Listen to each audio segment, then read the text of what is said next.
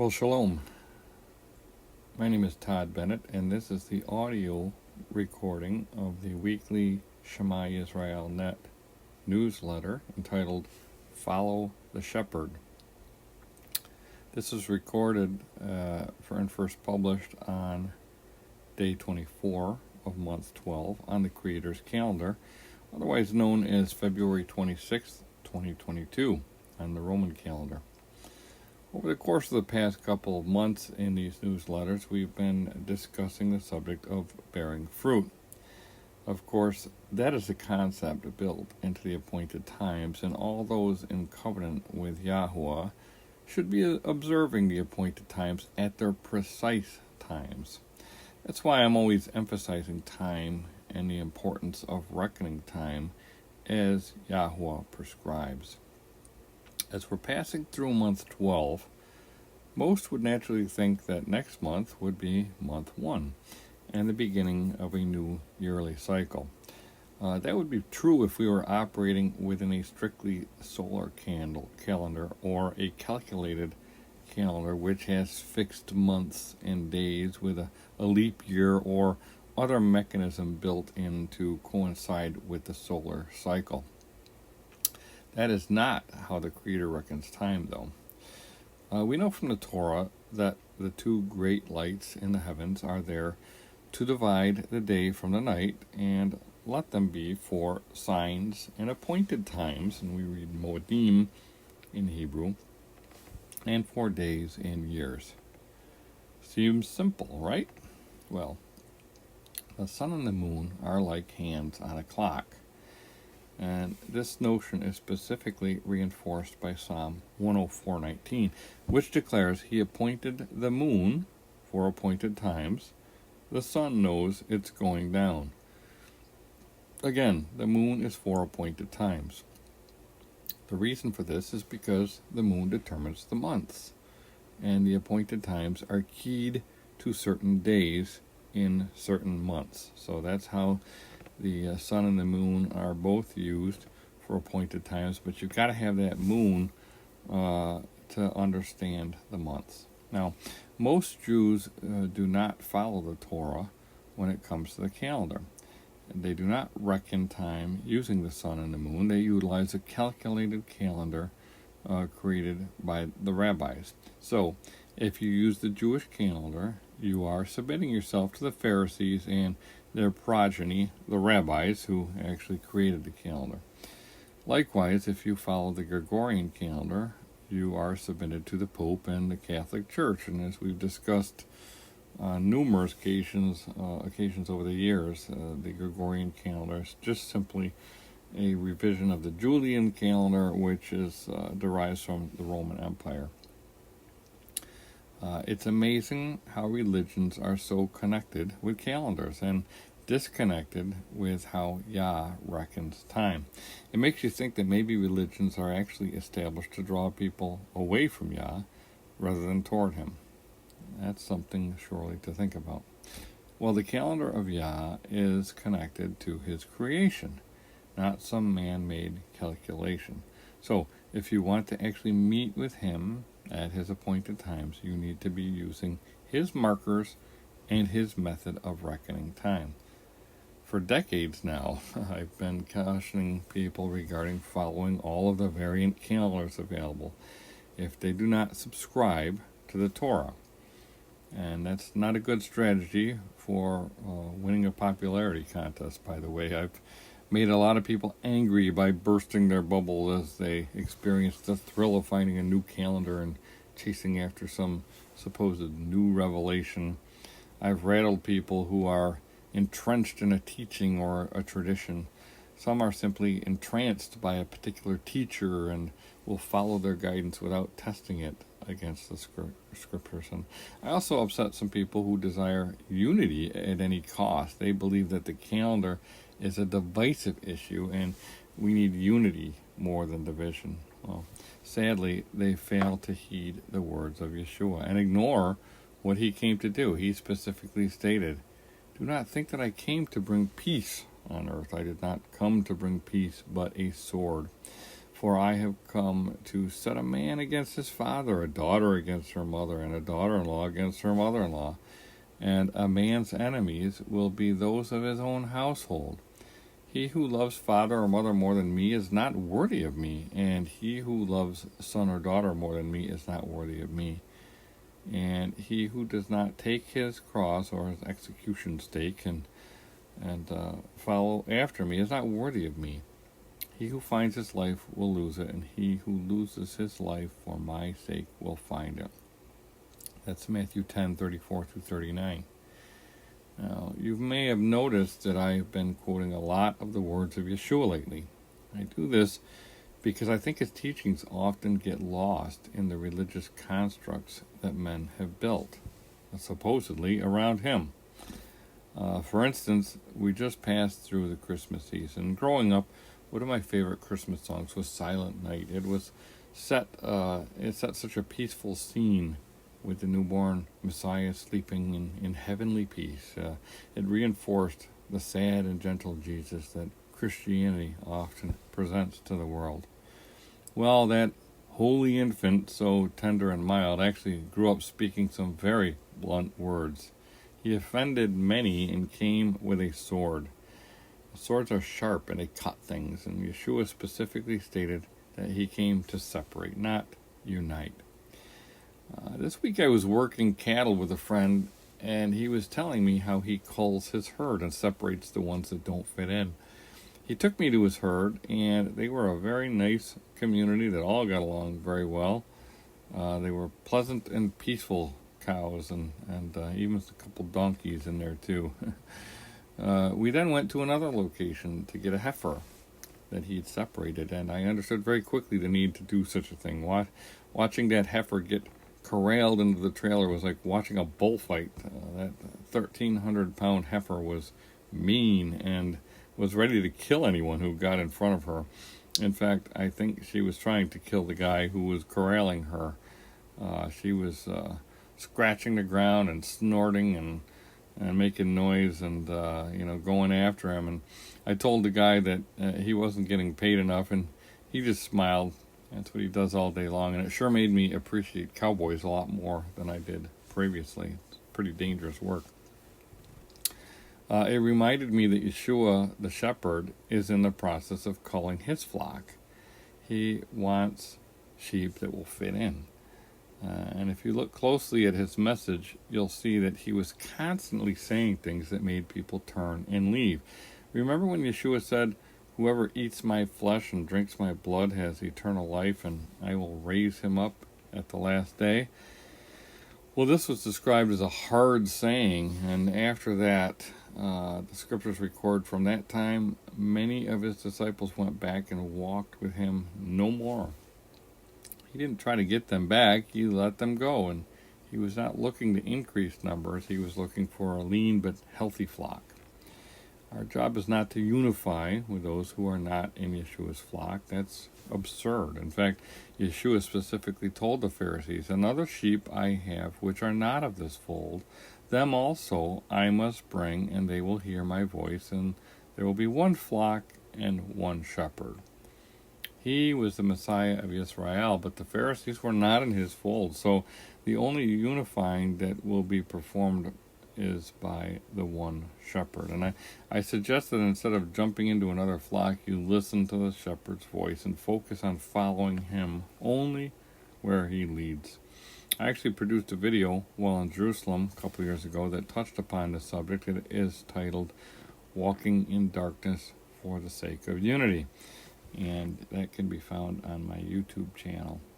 Sadly, through the years, I have watched people chase after the Pharisees and try to unify with them, and their actions are an attempt to force together the two sticks prophesied in Ezekiel 37, and these individuals fail to recognize that it is King Yeshua who will rule over the two unified sticks, and they make the assumption that Orthodox Jews are the stick of Judah, and that maybe not is the case at all. I try to remind people that there's a lot of Jewish people who do not subscribe to the religion of the Pharisees, and so identifying the Pharisees or the rabbis or Orthodox Jews as the stick of Judah is not necessarily a correct assumption. I addressed this issue in another video entitled A Message to Joseph Concerning Judah, and that is also found on my YouTube channel.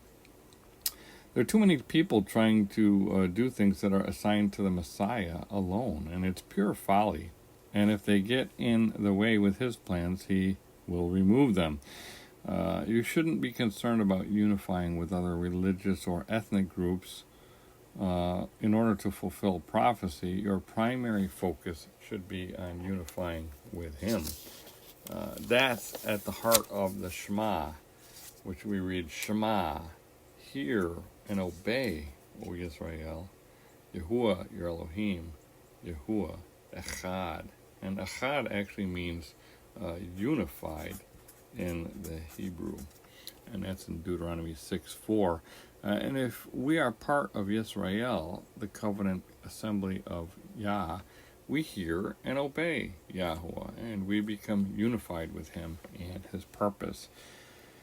We obey with every part of our being, and that's why the following verses of the Shema provide, you shall love Yahuwah your Elohim with all your heart, with all your nefesh, with all your being, and with all your strength. And these words which I command you today shall be in your heart.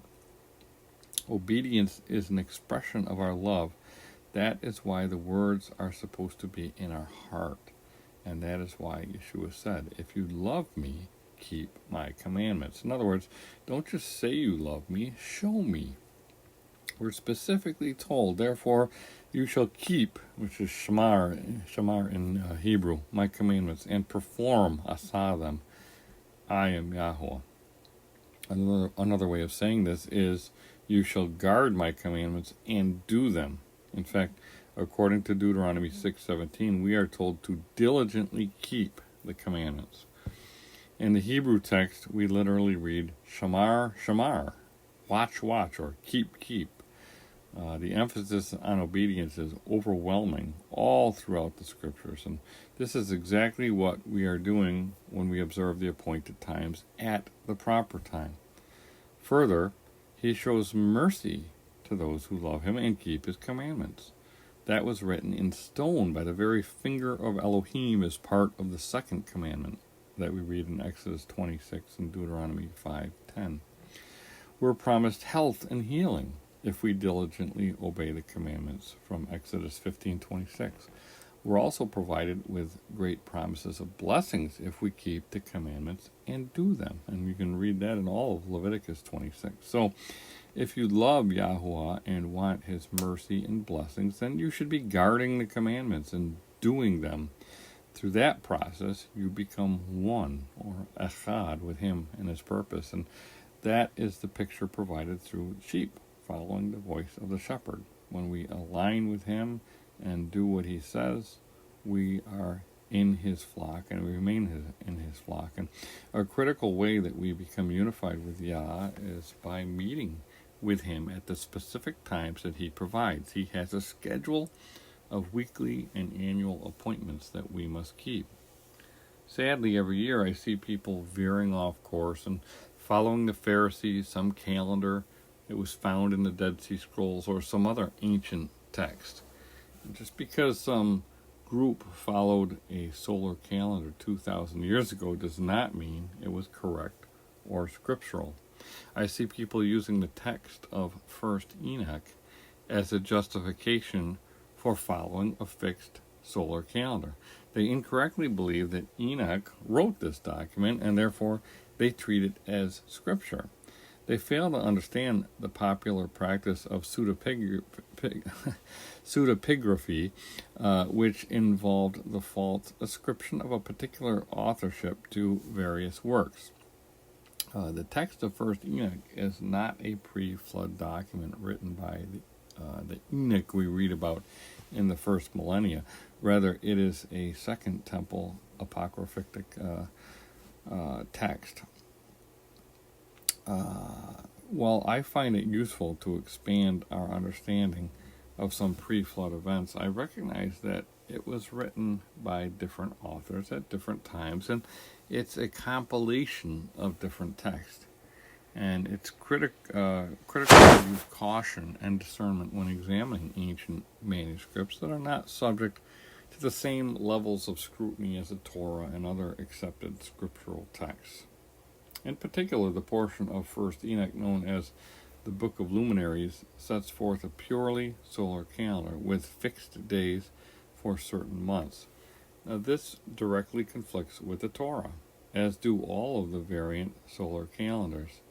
As a result, adherents of these solar calendars find themselves at odds with the scriptures. The only way you can justify following one of these solar calendars found in the Dead Sea Scrolls is if you totally ignore the fact that the moon is 4 months, as we already talked about. People attempt to do this by pointing out that the Hebrew word for the moon is Yirak, and the Hebrew word for month is Chodesh, literally renewal. They argue that they aren't the same word, so there must be no connection with the moon when we look at months. Well, that argument is simply a non-starter, and consider the fact that the Hebrew word for the sun is Shemesh, while the Hebrew word for year is Shana and day is Yom. They are not etymologically connected. That's because we are talking apples and oranges here. The names of planetary bodies versus fragments of or measurements of time that they help to demarcate. They don't need to be the same words, and they don't even need to be etymologically connected. The people who are discounting the moon and following a fixed calendar are making a grave mistake. The simple fact is that the moon is extremely significant when it comes to telling time, and that's why it is described as a faithful witness in the sky. It is up there as a witness along with the sun. The two of them combined are 2 witnesses for us. Consider the psalm. It shall be established forever, like the moon, even like the faithful witness in the sky. Psalm 89:37. And that takes us back to Genesis 1:14, which tells us that those 2 witnesses are there for signs, appointed times, days, and years. Anyone who desires to diligently keep the commandments should be asking, well, how do you determine a year using 2 great lights? Well, we'll get to that next week. For now, did you notice that there is no mention of a barley crop in the Torah? Over 20 years ago, I was taught a Karaite tradition that they used to determine the new year. They inspect barley crops in the land of Israel, and in month 12 to determine if there are sufficient amounts of Aviv barley in month 12 to declare month 1, or the beginning of a new year, at the next renewed moon. If these people don't determine for themselves what they believe to be sufficient amounts of barley in month 12, then they call a month 13. So they essentially make subjective decisions and observations and take control of the Creator's calendar, which he says are determined by the sun and the moon. And they do it using a barley crop. Well, they get the concept of a month being determined by the sighting of the renewed moon. Their method of determining a new year is filled with subjective traditions of man. I can assure you that time is not determined by a grain crop. They do this to ensure that there is barley to offer during the Feast of Unleavened Bread, but they're adding to the Torah, which is expressly forbidden. In fact, the Proverbs provide the following instruction: do not add to his words, lest he rebuke you, and you be found a liar. So if we add to his commandments, we may be classified as liars and end up being rebuked by the Creator. And this is the case even when our intentions are good. We still can't be adding to the commandments.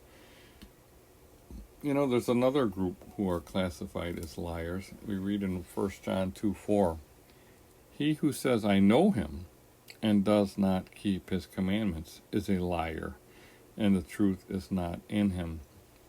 As we've discussed throughout the past several weeks, there are a lot of people who will say they know him, yet they will be cast into outer darkness where there's weeping and gnashing of teeth.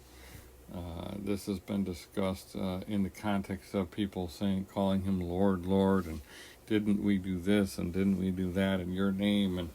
And he tells them, I never knew you. And the 5 foolish virgins who show up and say, Lord, Lord, let us in. And he says, I do not know you. So again, there are people who say, I know him, think they know him, but they don't keep his commandments. And the scriptures say that they are liars.